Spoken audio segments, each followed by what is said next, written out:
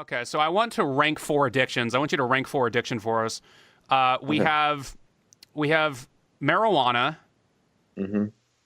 crack cocaine, crystal meth, heroin, and video games. Rank those from least addictive to most addictive. Oh, geez. Okay, hold on. I gotta write those down. Cam, what's up? What's going on? Oh, good to be here. Thanks so much. That's cool. Where are you? Australia? Yeah, I'm in Brisbane, Australia at the moment. Oh god, are there like dog-sized spiders and stuff? Yo, the bugs here don't fuck around. Like, how big are they? Like the other day at this place I'm at, there was like a python snake. Okay. So I don't do snakes. Are they aggressive? And things like that. The birds can be aggressive. I've definitely heard that you have to be careful when you're walking down the street because birds will attack you. Just generally in Australia, it's like there's this weird thing where Australians are so used to it. They're just like, oh yeah, birds attack you, or there's sharks or giant python snakes. Like, oh yeah, no worries. And I'm like, get me away from that. Yeah. I have no interest in that. So, I mean, are there still animal activists in Australia? There are actually, I've seen Sea Shepherd multiple times actually with booths at different places. And check this out. How cool would this be for a job? There's a job where you're a snake catcher. So if snakes are in like a residential area, your job is to go and catch it. Well, they have that here. Okay. They have, what is it? Well, it's like wild animal control. Yeah. Yeah. Like the cops do. Anyway, so Cam Adair, founder of GameQuitters.com, the #1 site for battling video game addiction. Is there I never actually, because I'm not addicted to video games, so I didn't need to. Is there an actual sign-up thing, or is it just a media providing center, or is it an email list? Yeah, so we have like 200 videos for free on YouTube that answer kind of every question imaginable. Free community forum where people journal and interact and support each other, and then we have an online program called Respawn. So, and then we just published, now since our last call, we have like a published research study in psychiatry research and all that sort of stuff. So lots of different things we do. So published research from GameQuitters.com. That's good. Good to get a refresher. We saw you last August. Yeah, August. Okay. Like that, yeah. And we touched on this a little bit last time you came in here, but we may as well get to it. There was the unlisted video the White House was assembling, because this is something Trump had talked about for a bit, and now that he's in the White House YouTube channel is now worried about it. But they were compiling a clip series of video game violence, wacky moments from, I guess, Modern Warfare 2, Far Cry, games like that. And so I guess the topic for today, and also there's been, and I would assume this is because there's been a recent surge in school shootings, stuff like that. So I'm trying to get to the thing. What does your research say about gaming and shooting up schools? And I have my own theory, but I would like you to take the floor.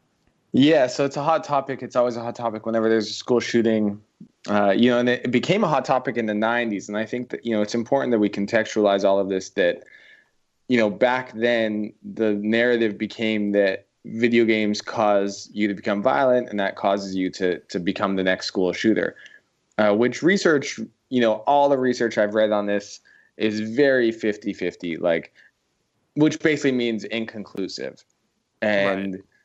What we know, I read like one of the most recent authoritative review studies, a meta-analysis of all of the papers on this subject. And, what that paper really just shared was that, as a gamer, violent video game use may elevate your risk factor by, a percentage, but it's only one factor of many that contribute to school shooters. And there actually isn't no clear set of characteristics of any shooters based on any exhaustive review of all the school shootings ever. And so, I think that the tragedy here is that video games become a scapegoat to avoid looking at the entire picture, which is bullying, which is, maybe gaming to some small degree, maybe a lack of a father figure in a home, a lack of like parental relationships, just general sociopathic behavior. There are a lot of different factors. And I think online or in the current media world, we really lack the ability to have any nuance to the conversation. And so it becomes this very black or white, oh, video games cause school shootings and that's it. And there isn't more of a like, cool, let's talk about all the different things that might be contributing. Well, I wouldn't say it's a black or white I'd say it's maybe a slightly darkish gray thing with video games where, okay, put it this way. What I've noticed is the sort of mentality that goes into a kid wanting to shoot up a school is not so much, oh, I'm sad, oh, I'm alone. I mean, that could be one of the initial things, but it's from a false sense of intelligence. It's from a false sense of superiority. And you know, getting the gun enables them to, you know, feel superior. But anyway, so it comes from a false sense of that. And I assume there were studies, I think we talked about this before. The video games give you a false sense, you know, the numbers on the screen. Oh, you know, you got all the rings in Sonic. You got all the coins in Mario. You know, you're the greatest person ever. That's what the screen tells you. So it subconsciously gives you this sort of false sense of accomplishment. And so trickles into the other things that someone does in life. So they interact with other people and they go in with this, you know, they're around other people. It's like, oh, I'm better than these people. You know, those thoughts start like rotating in the head. Is there do the studies ever talk about that or address that? The angle that I think is most enlightening around this is actually like the lack of empathy that is developed over time through, you know, continued use online or video games. Okay. And that comes from this sense of, you know, when you're not in front of another person, when you can't actually see them, you're not getting the social cues of which create this sense of empathy. Right. And so, you know, I relate to this, that there was a period of my life where I came to a point where I was like, you know what, I actually need to improve the amount of empathy I have. I don't really have a lot. And I went down this path. And part of it is being able to actually see the other person as a real human being. And online, what happens is they become just this avatar, this username, and you forget that they're not a real human being. It's like when I get a message from someone that says you should walk off a pier with concrete tied to your shoes. I'm like, do you realize how awkward that would be to tell that to someone in person? Oh, I've done that all like the online, time. it's like, go kill yourself, you know, but in person, that would be a really awkward thing to say. Like, you would just get this look like, really? Like, you actually literally want me to like go kill myself right now?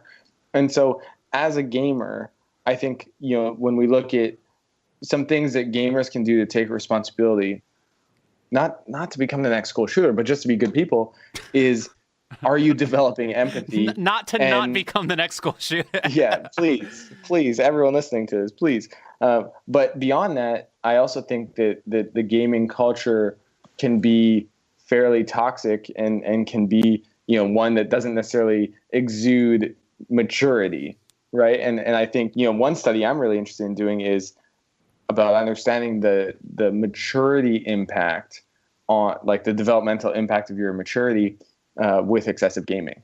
And I think that, you know, those come in factors of like not being able to take care of your hygiene and not being able to get a job and, you know, just generally like writing a YouTube comment to go kill yourself and just these things that are fairly odd behaviors as an adult. Yeah, no, I definitely know quite a few people who don't shower and say go kill yourself on the internet, and they may or may not be me, but that's besides the point. The deal is, I mean, because you're mentioning, oh, how could you in person tell someone to go kill them? Like, I've done that so many times, but I'm an entertainer, so that's a difference. But anyway, you mentioned one phrase, gaming as a culture, and I've heard theories that very tie in with the concept of how gaming as a culture started as a result or a response to people calling video games violent. And I can't remember if we touched on this last time, but it was the Jack Thompson thing. You know, Jack Thompson, I think it was the Florida lawyer who he eventually got disbarred or something like that. But he was the Florida lawyer, and he you know, mid 2000s, he's like, you know, GTA is bad. Pretty much everything Rockstar makes. I think it was completely after Rockstar the whole time. And basically what this started, I remember there was something in 2007. They held it in, it was either Bryant Park or it was called Gamers Unite. And I don't know if you remember this, you know, 11 years ago. But it was a bunch of guys, and it was people rallying. Hey, we're here to tell you that video games don't cause violence, and we need to help video games and all this stuff. And it was, I mean, looking back on it, you know, I was like 13 when that, or I don't know, I was some teenage age when that happened. And what was weird to me was these were people rallying, and these were people who were acting like they should be a protected class for just pressing on a controller, not because of a situation they were born into, not because of their gender, not because of their race, because they played video games. And so, I mean, have you researched, I guess, the history leading into stuff like that? Do you have any comments on that? The angle I come at, and so there's two things. The first is that I come at the angle from the narrative in the media around school shootings really created this us versus them mentality between society and gamers. Yeah. And so when you're thinking of gamer culture, you know, there's this very strong sense of like, we are gamers and society does not understand us. They shame us. They stigmatize us. They say that we're virgin losers who don't shower, which even if there's an element of that is true, it doesn't mean that people even connect with it. Right. And so, you know, we see it in the gaming addiction world where, you know, one of the biggest challenges people have when they go to move on from games is that they're like, I'm going to lose all of my friends. I'm going to lose my sense of belonging. I'm going to lose my sense of community.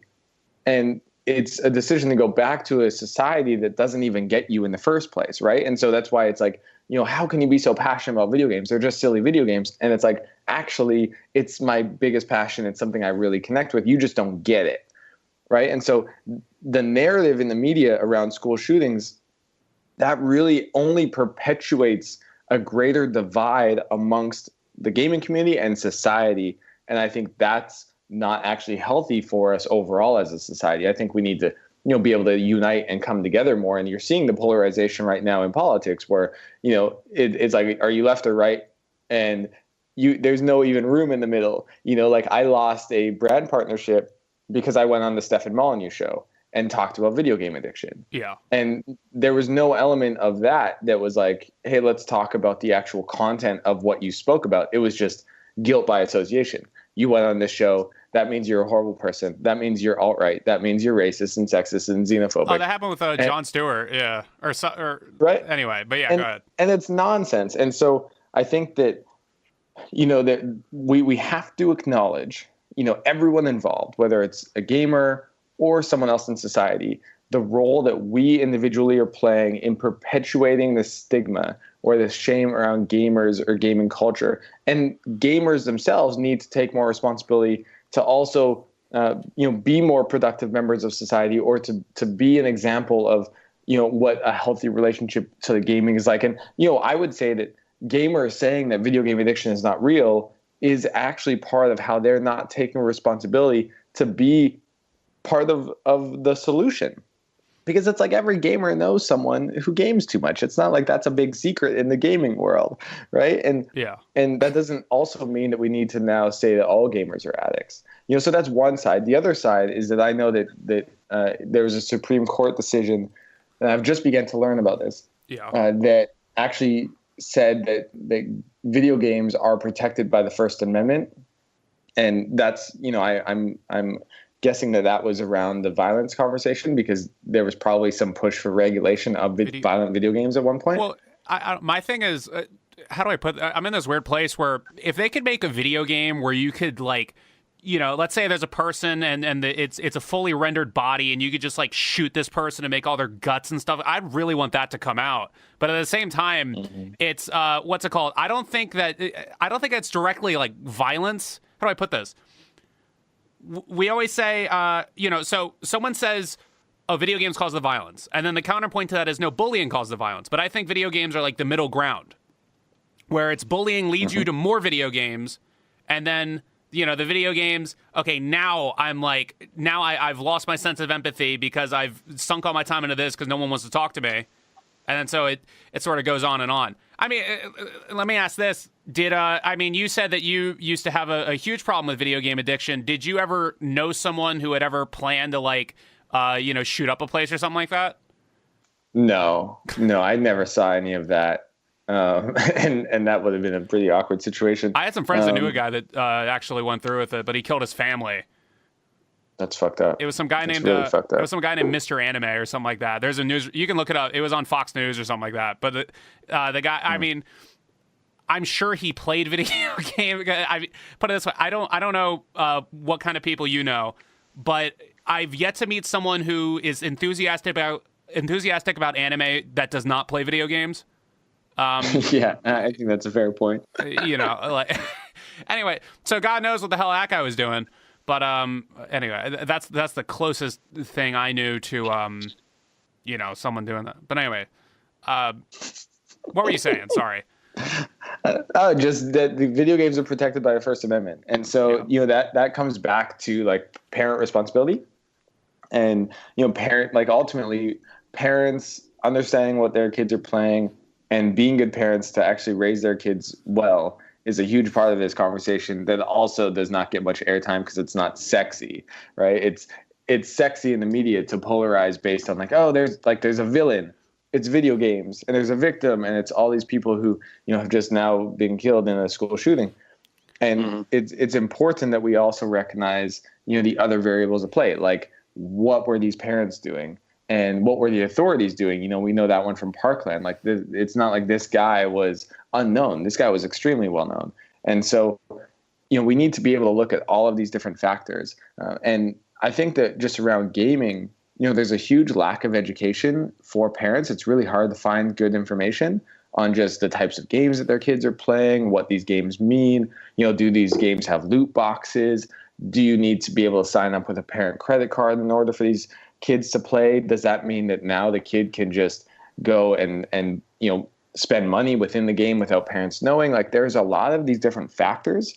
And I think that, there is a greater sense of responsibility we need to all take to create better resources for parents to understand, and also for parents to take more responsibility to be more actively involved in this conversation. But hold up though. Better resource. We have Google now.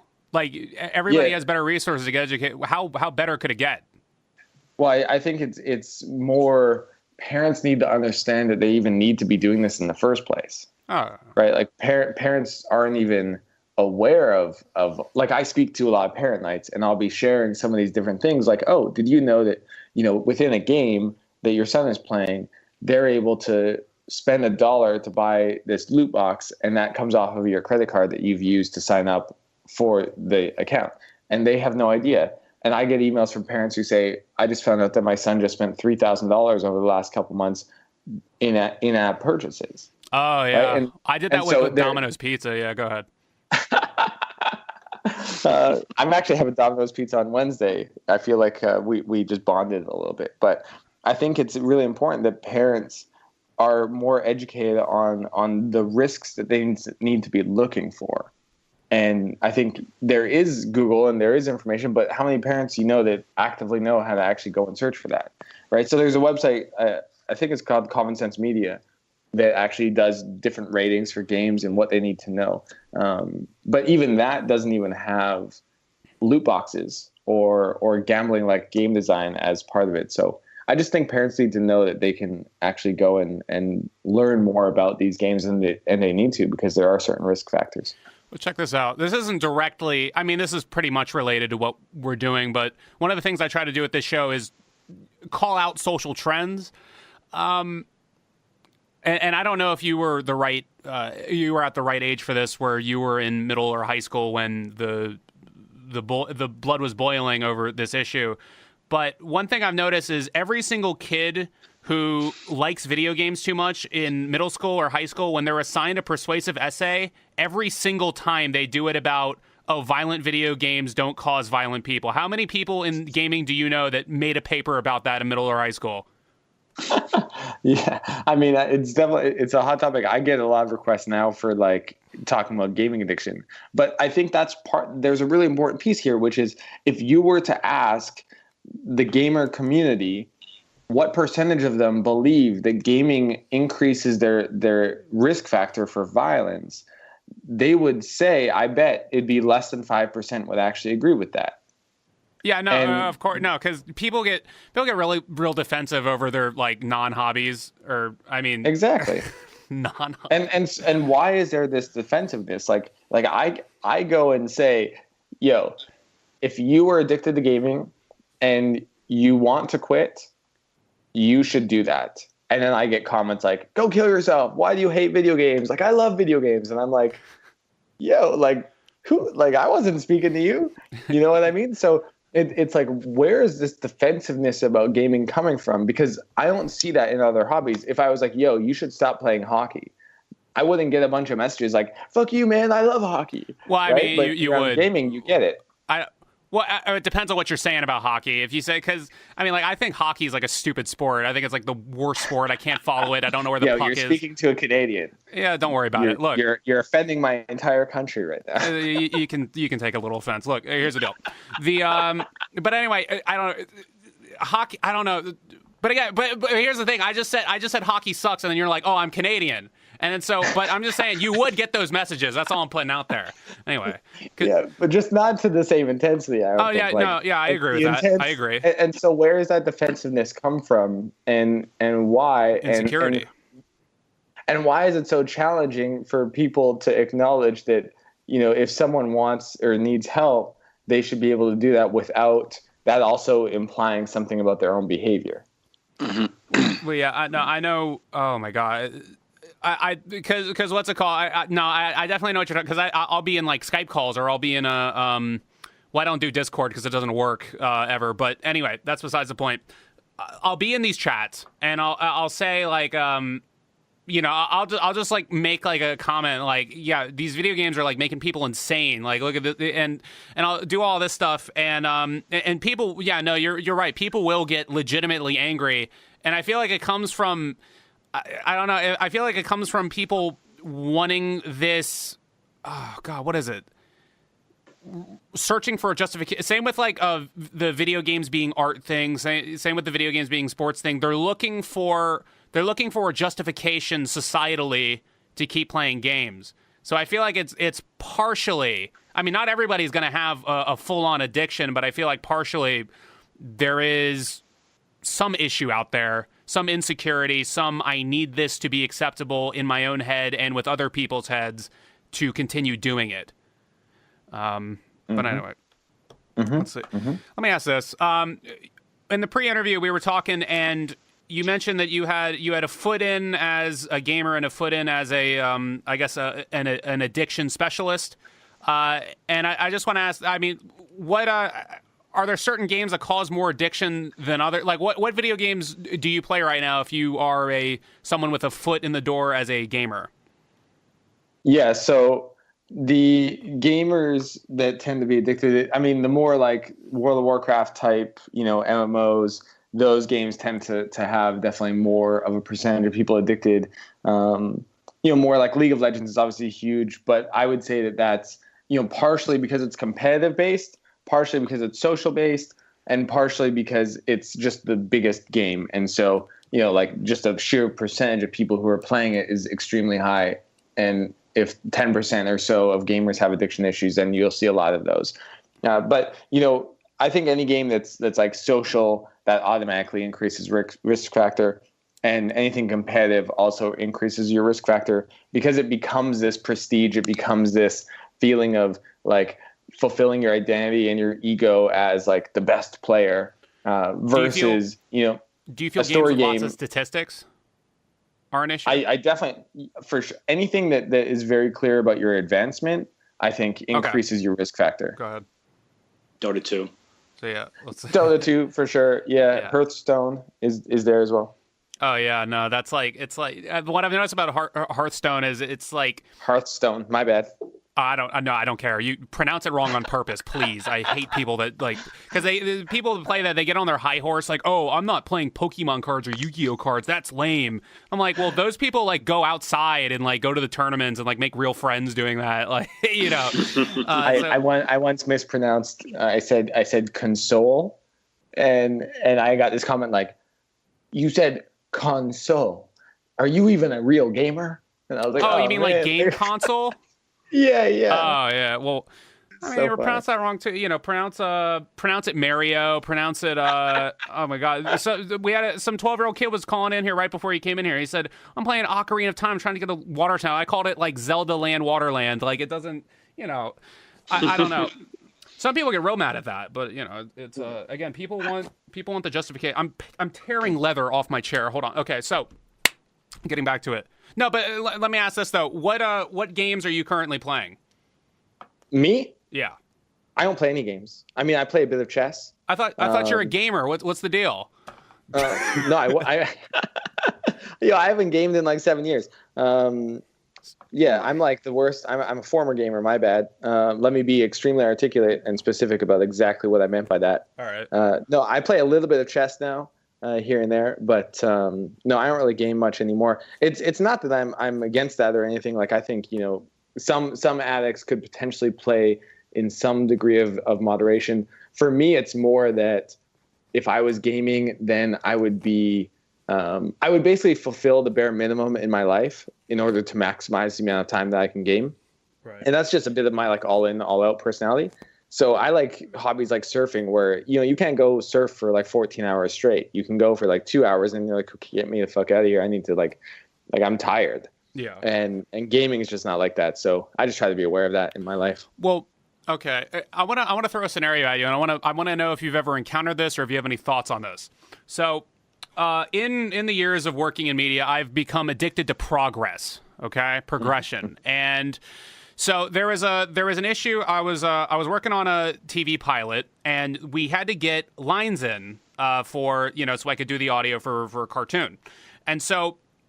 There was an issue where we had to get 2 characters to be completely retaken, and there was a 5-day gap where I had nothing to do, and so I was getting, I guess, anxious. I don't know what it was, but because we had that discussion about video games give a false sense of accomplishment, I immediately intentionally was playing NBA 2K11 My Player mode to give me a false sense of accomplishment to fill in for the non-accomplishment because I was waiting for 5 days. Have you ever encountered someone intentionally using video games for the false sense of accomplishment?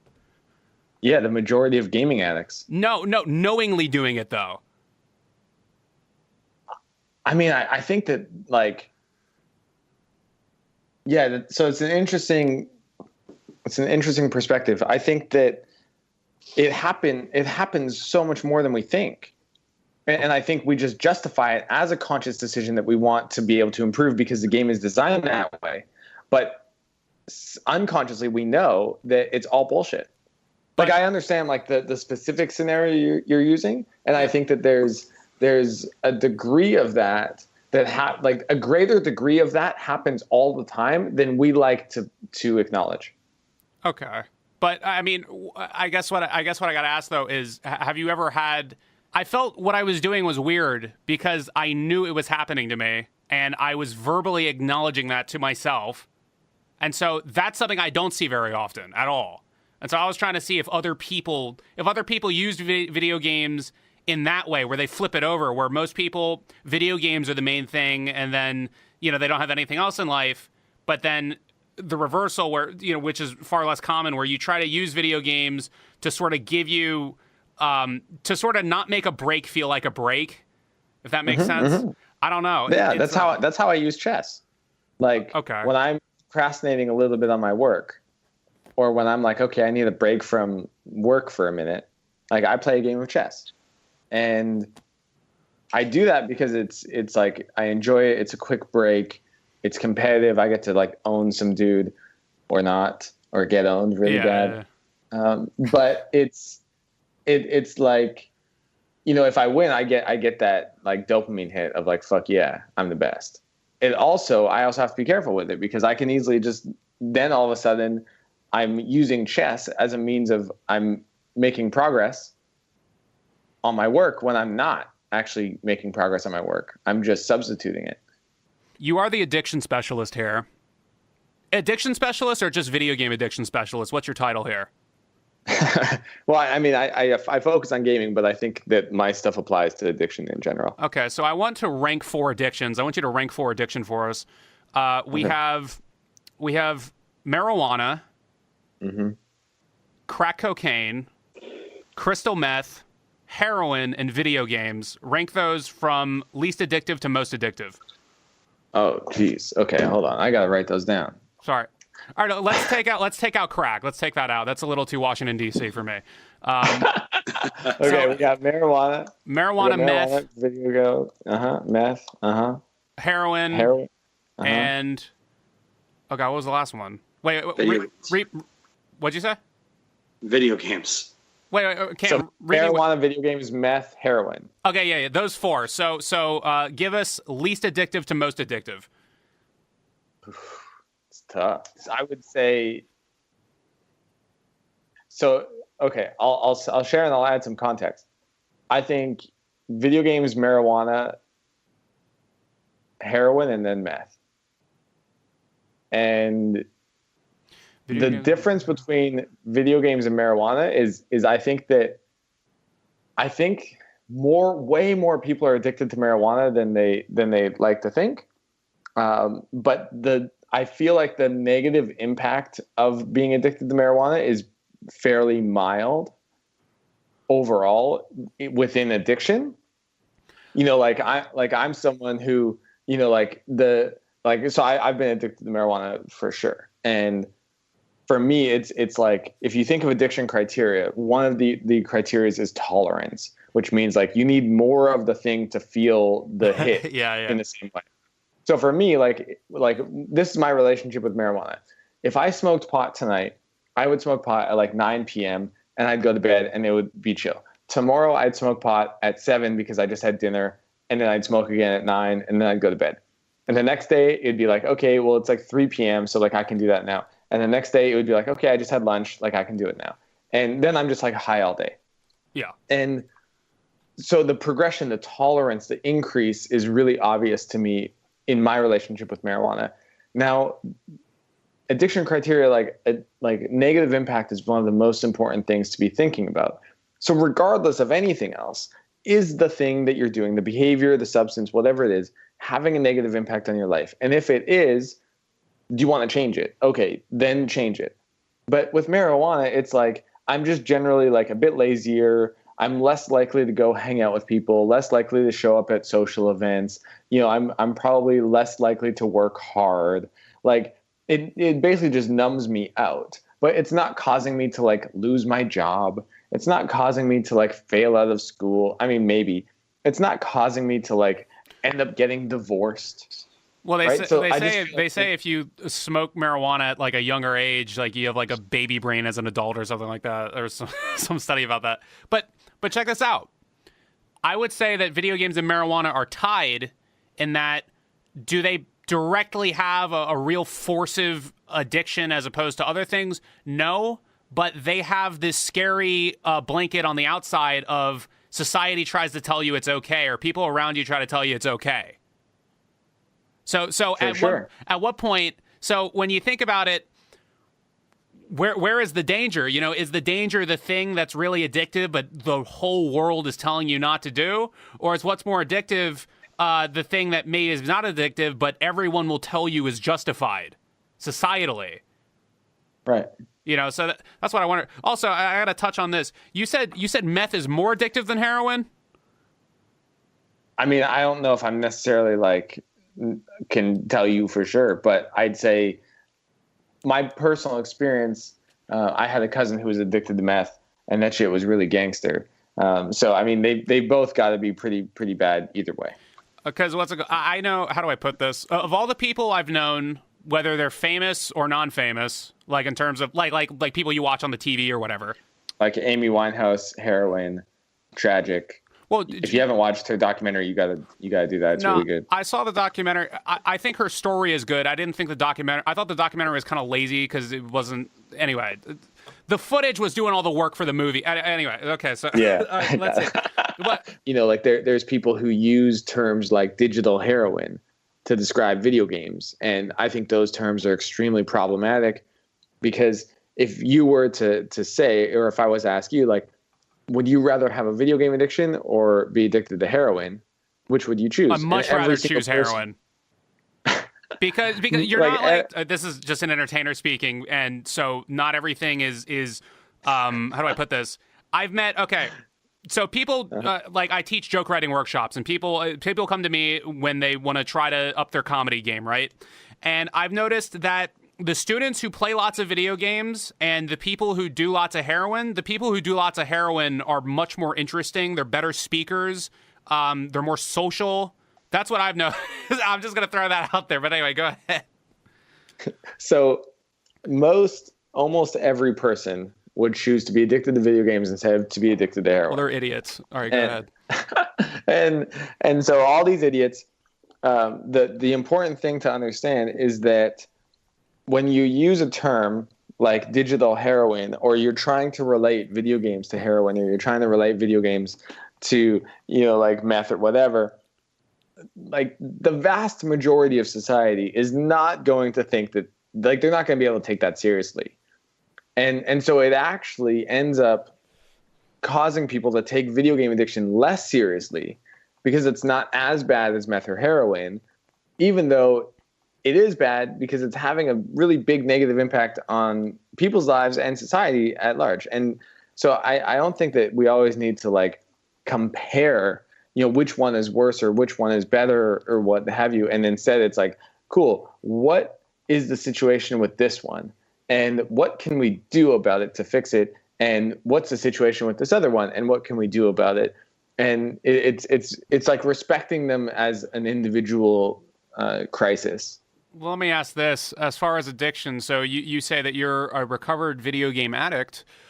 Sometimes people want to play video games, whether it's like a Nintendo Wii in a living room or something like that. I'm sure in the last 7 years you may have encountered this. When someone proposes, hey, let's play this game or let's do some of this, do you get a sense of fear? Do you want to avoid it? What's going on there? No, like I was at a friend's home recently, so I was in Tanzania last year. Okay.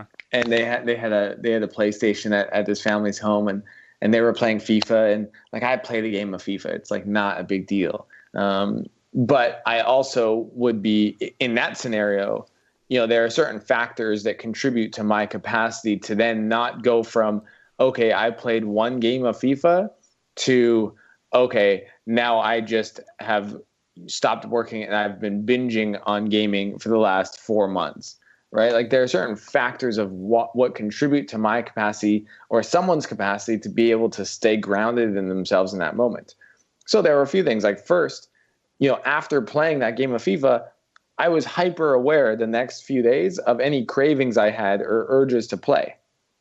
Now, I was in Tanzania where I didn't really have access to continue to play. Yeah. So that really helped, right? But I would be even that much more aware of like anytime if I went back home and all of a sudden I was like starting to justify like, oh, I should go get an Xbox and, it'd just be fun to have around.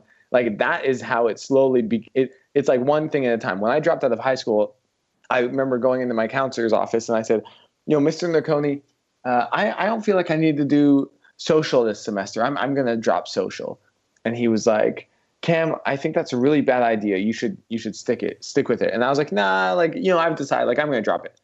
The next day I go back, Mr. Narconi, I'm not going to do gym this semester. I think I don't need it. Like I'm going to drop it. And he's like, Cam, just yesterday you dropped social. I'm like, yeah, I know. But like, I was just thinking about like, I don't need to do gym. The next day, right, I dropped another one. The next day I dropped another one. Because I knew that if I did it one at a time, it was harder for him to say no than if I went into his office and was like, Mr. Narconi, I'm dropping 5 classes and not going to school anymore, right? And so it's similar when you begin to go down this spiral to end up like relapsing or binging back into a behavior, it's like, oh, I'll just play one game or I'll just play for 30 minutes. Or, oh, I'll have it around just to play with friends on the weekends. Or, you start to rationalize it. You start to justify it. And then quickly that becomes like, oh, yeah, I'm just going to play on the weekends. Oh, okay, now I'm feeling a bit stressed. Oh, now, like I don't have anything to do today. Oh, now like I've been sick for the week. Oh, now, I don't have a job. So like I can game. And it quickly becomes this like, now you're just gaming, but you're just justifying it. Yeah. Yeah, it's like you buy a $3,000 camera and you're like, oh, I'm going to shoot a lot of stuff, and then you just like end up playing Dota 2. Yeah, no, it's crazy. The what's it called? Okay, all right. Yeah, get out. Anyway, so here's the deal. Well, okay, let me ask this. I'm trying to get a straight answer out of you. Okay, in 2011, what was the game you were addicted to? Oh, in 2011, that was Call of Duty. Which one? Modern Warfare 2.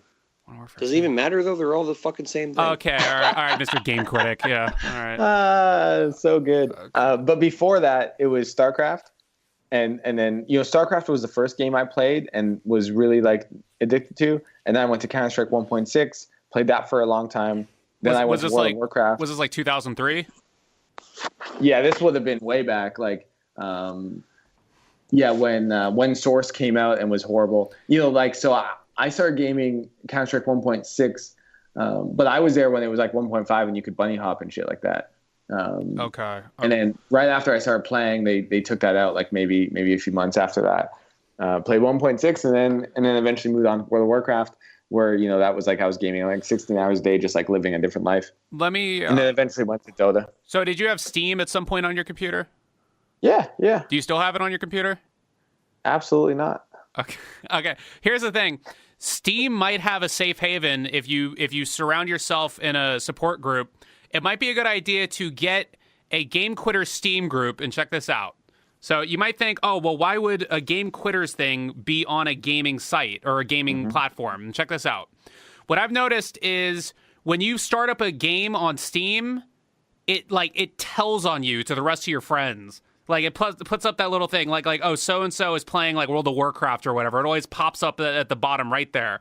And so many times we've like stopped people from playing video games because we see that at the bottom right of our thing. Well, most of the time we don't stop them. We just like to ourselves, we judge them and make fun of them. But we don't actually tell them anything. But still, do you think that could be, if someone's trying to, do you think that might be a good idea to have a Game Quitters Steam group where it's everyone being accountable to everyone and no one can feel safe playing games on their computer? Oh, I think that, so we have a Discord server for Stop Gaming on Reddit, and, you can see when people are playing. I didn't but know. It's like I'm not, if someone's gaming on Discord, I'm not going to necessarily message them privately and be like, yo, what's up? If they're chatting, I might mention it. Like, hey, I just want to check in, saw you were gaming. But Discord's worked really well. So at one point we had an IRC server that no one joined, because it's not the 80s anymore. Yeah. And then we moved to Discord, and then a bunch of people signed up, and so Discord's worked really well for us. But it's also part of it's like you want to create an environment where people aren't around temptations, right? So like even being on Discord, that means that all their old friends on other servers are easily accessible, and that can make the decision to go and play just that much easier. Like, I just miss my friends. I want to go talk to them. Oh, I'm talking to them. Oh, we should play one game. Oh, okay, I can play one game. It's like it's play a million games. And next thing you know, it's like 8 months later, they've like dropped out of college and they're like just binging all day. Well, and so all right, quick yes or no: is there a Game Quitters Skype group? No. Okay. Not right now. Don't worry about it. Okay, so not right now. Oh, that's a foreshadow. But anyway, okay. So the Discord, a Discord for game quitting, because Discord is chat for gamers. That's like their whole slogan. So it's still kind of an interesting concept. But okay, so you're in this server because I'm trying to sort of get my education on what goes down in this Game Quitters Discord. So, how often? Okay, how many hours a day are you active in there when you're like not traveling or anything like that? Oh, like I'm almost maybe 10 minutes a day.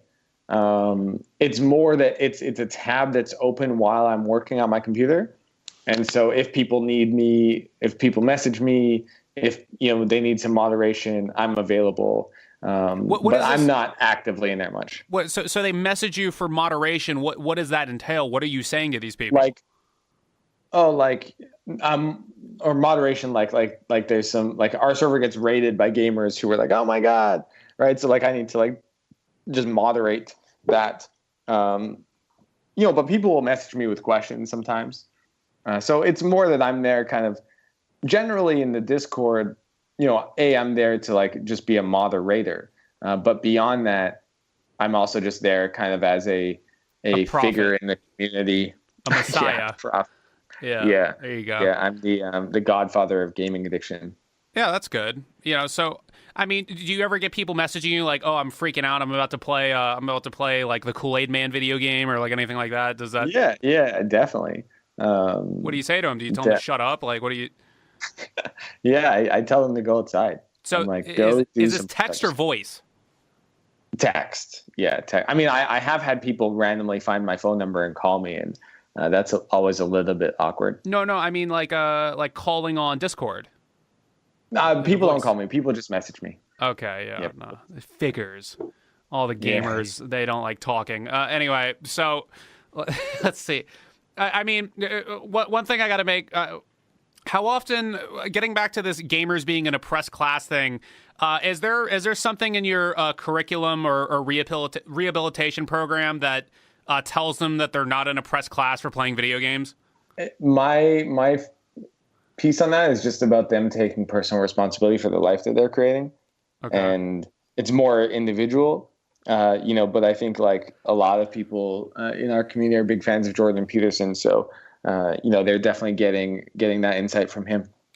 Well, anyway, that pretty much wraps up the interview here. Cam, any final words that you want to say to the people at home? If you want to quit gaming, you should fucking do it. And you should use my program, GameQuitters.com. Does it cost anything? I never asked that.